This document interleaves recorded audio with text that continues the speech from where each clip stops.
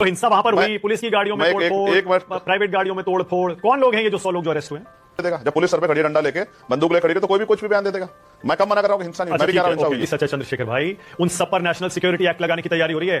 Police प्रशासन कह रहा है एनएसए लगाएंगे इन सब के ऊपर जिन्होंने वहां पर गुंडागर्दी की है। सीधे जेल जाएंगे। आप तो एनएसए के अंदर 1 साल जेल में रह के आए हैं, आपको पता है इसमें बेल नहीं मिलती 1 साल तक। एनएसए तो यहाँ दलित और पिछड़े वर्ग के लोगों पे, मुसलमानों पे तो लगती है एनएसए, आपको नहीं पता है? हर हर महादेव। हमारे सभी दर्शकों को श्रावण प्रारंभ होने पर हार्दिक शुभकामनाएं। भगवान भोलेनाथ आपकी सभी मनोकामनाएं पूर्ण करे, आपके दुष्टों का हरण करे। तो अगर आप भी डिबेट वीडियो देखना पसंद करते हैं तो आप बिल्कुल सही चैनल पर आए हैं, क्योंकि इस चैनल पर आपको डिबेट के साथ साथ ही एंटरटेनमेंट, एंजॉय और आपका नॉलेज भी बढ़ता है। लेकिन आपसे एक छोटा सा अनुरोध है, अगर आपने इस चैनल को अभी तक सब्सक्राइब नहीं किया है तो फटाफट से इस चैनल को सब्सक्राइब, और इस वीडियो पसंद आए तो वीडियो को लाइक जरूर कर देना और कमेंट बॉक्स में अपनी राय भी जरूर लिखना, क्योंकि आपके एक लाइक और एक कमेंट से हमें संजीवनी बूटी मिलती है, नए वीडियो लाने की प्रेरणा मिलती है। तो फटाफट से ये काम जरूर कर देना। चलिए आज की डिबेट वीडियो शुरू करें। तो हिंसा वहां पर हुई, पुलिस की गाड़ियों में तोड़फोड़, प्राइवेट गाड़ियों में तोड़फोड़। कौन लोग हैं ये जो 100 लोग जो अरेस्ट हुए? मैं भी आपकी बात सहमत हूं कि वहां हिंसा हुई है, मैं इस बात को ना नहीं कर रहा हूं, और मैं पहले दिन से कह रहा हूं कि हमारे लोग हिंसा में शामिल नहीं होते हैं। मैं कह रहा हूं, अच्छा आप मुझे बताओ, पुलिस कुछ और बात कह रही है, मैं कुछ और बात कह रहा हूं। सत्य क्या है? बिना जांच के कैसे साबित होगा सत्य क्या है? पुलिस की सारी कार्रवाई सही होती है, आप मुझे बस एक बार बता दो। मैं आपको फिर 50 केस बता दूंगा जिनमें पुलिस ने गलत कार्रवाई की और बाद में कोर्ट ने फटकार लगाई। आपको याद है मैं दिल्ली में था, जमा मस्जिद पर मुझे पुलिस पकड़ के लेगी कि इन्होंने जो है भड़काऊ भाषण दिया, इनकी वजह से हिंसा हुई। और जब कोर्ट में गई तो जज साहब ने पूछा लाओ भाषण दो, कि भाषण हमारे पास है नहीं। फिर मुझे कोर्ट ने बेल दी। मैं आपको ये कह रहा ना, पुलिस हमेशा सही कार्रवाई थोड़ा करती है। भाई पुलिस अगर सही थी तो मुझे जाने क्यों नहीं दिया उन परिवारों से मिलने के लिए? मैं पहली बार जा रहा हूं क्या? या मैं अकेला जनप्रतिनिधि? कितने जनप्रतिनिधि वहां गए? लेकिन परिवार संतुष्ट नहीं था, मुझे बुला रहा था, उन्होंने मांग की कि आना चाहिए, और मैं वहां जा रहा था। अब तो दबाव में कोई भी बयान कुछ भी दे देगा। जब पुलिस सर पे खड़ी डंडा लेके बंदूक लेके खड़ी है तो कोई भी कुछ भी बयान दे देगा। मैं कब मना कर रहा हूं कि हिंसा नहीं, मैं भी कह रहा हूं हिंसा हुई है। सच्चा चंद्रशेखर भाई, उन सब पर नेशनल सिक्योरिटी एक्ट लगाने की तैयारी हो रही है। पुलिस प्रशासन कह रहा है एनएसए लगाएंगे इन सब के ऊपर जिन्होंने वहां पर गुंडागर्दी की है। सीधे जेल जाएंगे। आप तो एनएसए के अंदर 1 साल जेल में रह के आए हैं, आपको पता है इसमें बेल नहीं मिलती 1 साल तक। एनएसए तो यहाँ दलित और पिछड़े वर्ग के लोगों पे, मुसलमानों पे तो लगती है एनएसए, आपको नहीं पता है? मुझे तो पता है। और मैं तो कह रहा हूं ना, लगाओ एनएसए, लगाओ ना, खत्म कर दो ना, मार दो जान से दलितों को। उत्तर प्रदेश में गुंडा राज है, उत्तर प्रदेश में जिसने जला के मारा उन पे एनएसए लगा दी क्या? कौन है ये 100 लोग जो अरेस्ट हुए हैं? पूछा आपने सरकार से? 100 लोग कौन है जो अरेस्ट हुए हैं? ये सब गरीब वर्ग के लोग हैं, सब दलित समाज के लोग हैं, जिनके पढ़ने वाले बच्चों को, काम करने वाले बच्चों को जाति के आधार पर उठाया गया है। पूछ के महिलाएं कह रही है ना। क्या ये आपकी पार्टी के कार्यकर्ता नहीं है?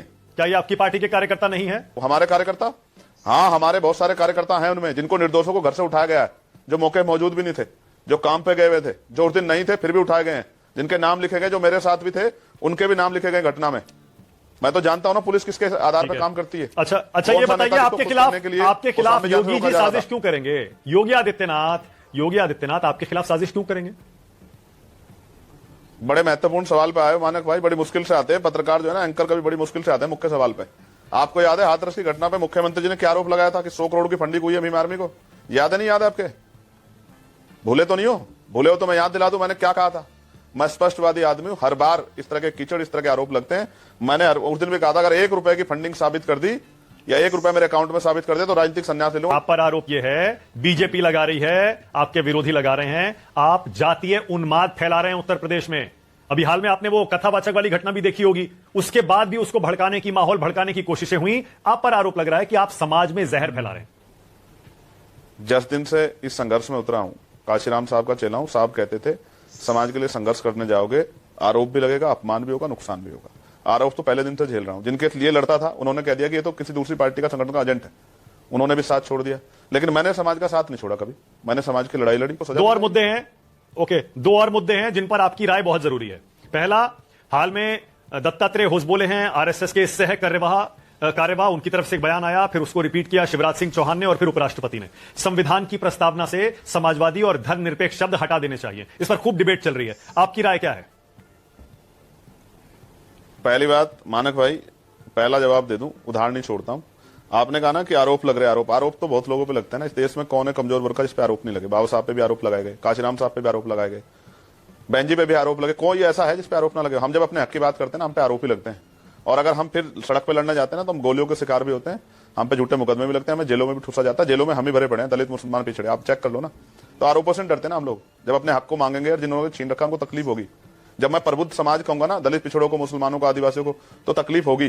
जब मैं कहूंगा कि क्षत्रिय और वैश्य और महिलाएं और दलित पिछड़े पुजारी होने चाहिए तो तकलीफ होगी। जब मैं व्यवस्था के विरोध में जाके बात करूंगा, असली बात करूंगा, महापुरुषों की बात करूंगा, बाबा साहब की, फूले जी की, साहू जी की बात करूंगा, मामना रामसु वर्मा की बात करूंगा तो तकलीफ होगी। जब काशीराम जी की, माता दीन वाल्मीकि जी की बात करूंगा, धन सिंह कोतवाल गुजर की बात करूंगा, तकलीफ होगी, इसमें कोई दो राय नहीं है। जब कपूरी ठाकुर की बात करूंगा, जब बाबू जगदेव प्रसाद कुशवाहा की बात करूंगा, तकलीफ होगी। जब हक की बात करूंगा तो अब रही बात संविधान पे, तो हम तो संविधान को सबसे ज्यादा मानने वाले लोग हैं, ना हम हिंसा करते ना संविधान के खिलाफ कोई बात करते। संविधान में अमेंडमेंट किया, संविधान तो पूरा ही सेकुलर है।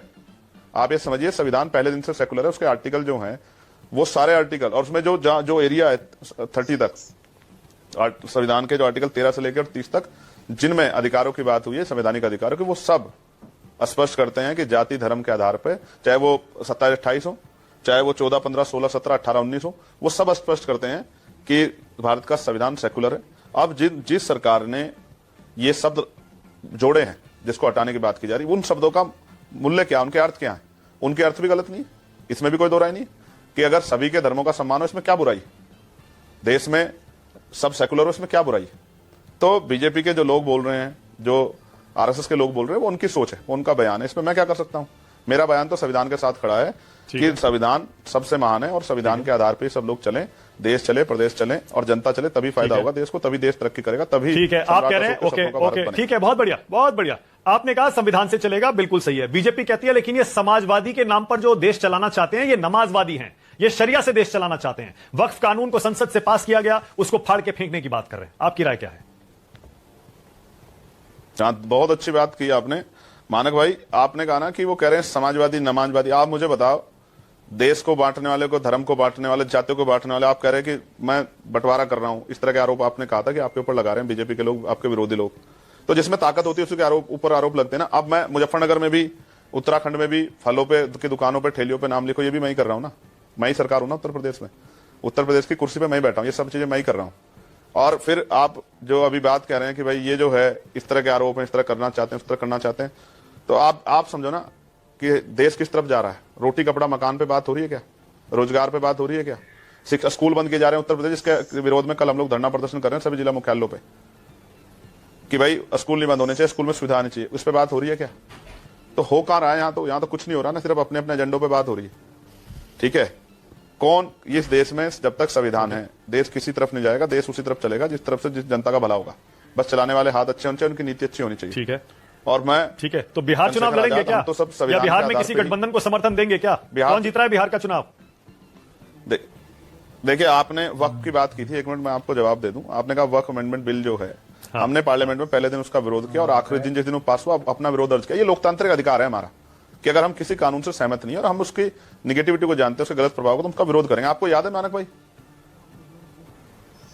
पार्लियामेंट में SC ST को प्रमोशन में रिजर्वेशन का जो बिल था वो भी फाड़ा गया था। आपको याद है, नहीं याद है? बिल्कुल याद है। याद है, फाड़ा गया था ना, वो बिल भी तो फटा था ना। आपने कहा कि बिल फाड़ा गया, इसका विरोध किया गया। तो जब किसी के अधिकारों पे हमला होगा ना, तो फिर उसमें तो फाड़ने वाले भी अपने लोग थे ना बेचारे, लेकिन फिर लोगों को तकलीफ होगी ना जिसके अधिकारों पे हमला होगा। वो तो सुप्रीम कोर्ट ने भी कह दिया कि SC ST को मिलना चाहिए। मैं तो कह रहा SC ST के साथ OBC को मिलना चाहिए प्रमोशन रिजर्वेशन, लेकिन सरकार के ऊपर छोड़ दिया। सरकार देख आ रही है, सरकार देख आ रही है। अभी बिहार में प्रोटेस्ट था, हमने उसको वक्त के विरोध में था, हमने समर्थन किया, हमारी पार्टी ने समर्थन किया। 29 तारीख में था, मैं यहां था, मैं वहां नहीं जा पाया। मैं यहां गया था उस परिवार से मिलने, कौशाम्बी के पाल परिवार से मिलने के, छोटे परिवार से मिलने के लिए, और मैं नहीं जा पाया। लेकिन फिर बिहार चुनाव पे जो भी हो गया, वहां की स्टेट की टीम तय करेगी। हम भी देख रहे हैं कौन क्या कर रहा है और किस तरह की चीजें चल रही है, हम सब चीजों पर नजर रखे हैं, उसके आधार फैसला लेंगे। एक बात आपके चैनल के माध्यम से कहनी मानक भाई, क्योंकि मैं आपके यहाँ आता हूं, बड़ा प्लेटफॉर्म है। एक एक कार्यकर्ता, एक एक भाई, वो मेरा परिवार है जो जेल गया, जिनको निर्दोषों को भेजा, मैं उनके लिए लड़ूंगा खून के आखिरी कतरे तक। सड़क पे भी लड़ूंगा, कोर्ट में भी लड़ूंगा, जहां लड़ा जाता है। अगर मुझे सब कुछ भी दांव पे लगाना पड़ा, लड़ूंगा। जब चंद्रशेखर जेल गया था, तब लोगों के अंदर इतनी हिम्मत नहीं थी कि उसका साथ उस तरह दे देते जो राजनीतिक लोग थे। लेकिन जब तक चंद्रशेखर है, बिहार में आजाद समाज पार्टी, हमारी लीगल सेल की टीम जा रही है सुप्रीम कोर्ट की, हम उस हर लड़ाई लड़ेंगे, एक साथी को बाहर निकालेंगे, हाथ नहीं छोड़ेंगे किसी का, ना हाथ पीछे खींचेंगे, कहेंगे कि हमारे नहीं, हमारे हैं, हमारा खून है। ठीक है, जब तक कोर्ट से आदेश नहीं हो जाता कि एक अपराधी उनके साथ खड़े हैं, उनको जेल से निकालेंगे। और अगर सरकार अन्याय करेगी तो लखनऊ में आंदोलन करेंगे, और 2017 की तरह दिल्ली में करेंगे जंतर मंतर पे आंदोलन। चैन से नहीं बैठेंगे, चैन से सोएंगे जब तक हमारे भाई बाहर नहीं आएंगे। मैंने एक वीडियो लगाई थी, इसमें पुलिस की मौजूदगी में वहां के स्थानीय लोग गार्ड मोटरसाइकिलें तोड़ रहे हैं, पुलिस भी तोड़ रही है, उन पर कार्रवाई कब होगी? उत्तर प्रदेश पुलिस ये भी बताए। जो पुलिस के साथ सैकड़ों लोग मिलकर मार रहे हैं लोगों को, उनकी गाड़ियां तोड़ रहे हैं, एक बच्चे की जान भी चली गई है। पुलिस में बयान दे रही है कि वो तो अलग हुई है, मेरे पास वीडियो इसकी भी, उसको भी मारा गया ना। मैं सब रखूंगा कोर्ट में, और वहां के अधिकारियों पे मुकदमा करूंगा, वहां के कमिश्नर पे भी, और वो पुलिस और स्थानीय लोग जो सोच रहे हैं ना कि इन बच्चों को, दलितों को मार के बच जाएंगे, बच्चेगा नहीं कोई भी। इनके खिलाफ कोर्ट जाऊंगा, माननीय सर्वोच्च न्यायालय है भी, उच्च न्यायालय है।